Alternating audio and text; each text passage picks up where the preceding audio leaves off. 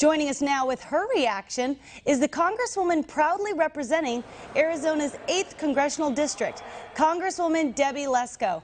Congresswoman, we're all seeing the reports of what's happening in Arizona. Can you tell us how the border crisis has impacted you all there?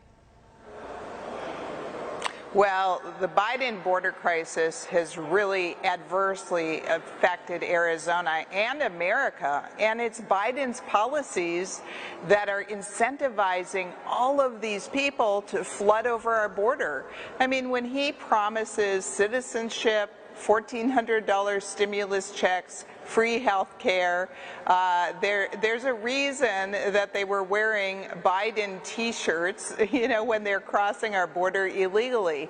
And so he needs to tell them to stop. Of course, he's not going to, because I believe he and the Democrat Party want open borders. I guess they want these to be future voters of the Democrat Party. But I have to say, I applaud Governor Ducey. He's in a terrible position because the federal government won't help him. And it's their job to secure the border and deal with all of these people and children that are crossing the border, but they're not doing it.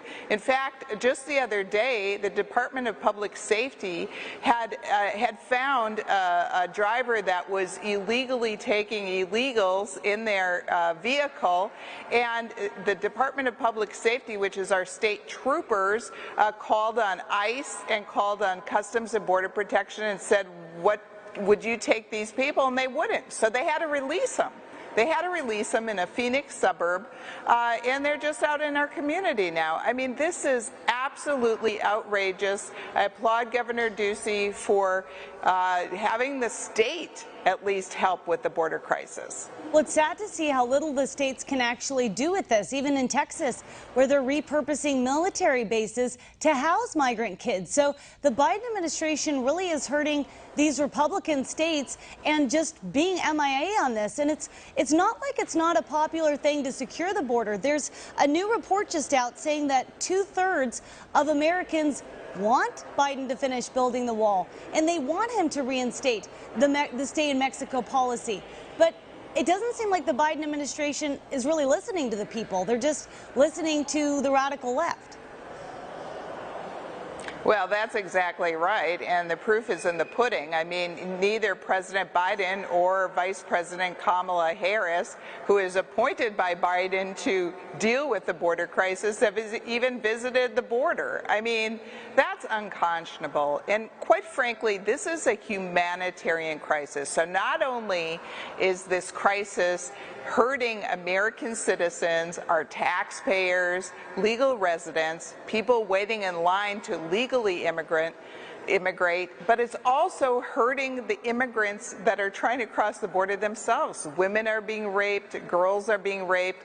I had a meeting yesterday. I'm on the Border Security Caucus here in Congress, and Ken Cuccinelli, the former USCIS acting director, told us that this is the worst that ever in history of the United States, the worst border crisis ever. And he also said that these cartels will kill the children if their families don't pay. They'll just kill them before they cross the border if they don't pay the toll. This is outrageous. If something like this happened with an American citizen, the American citizen would be charged with child abuse and thrown into jail. But here you have President Biden encouraging all of these people to cross our border, unaccompanied children, little children. This is just outrageous, and I imagine that that's the reason the polls show that people are unhappy with Biden's policies on the border.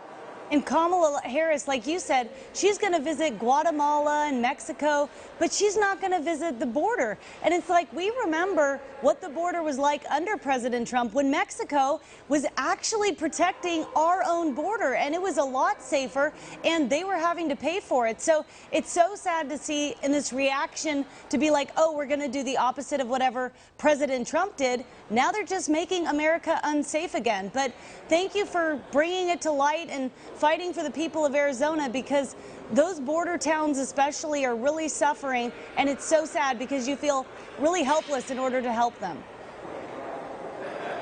You're exactly right. And in Gila Bend, Arizona, I mean, they had to deal with the Border Patrol people dropped off 16 illegal immigrants in a park in this small town that's 80 miles north of the border.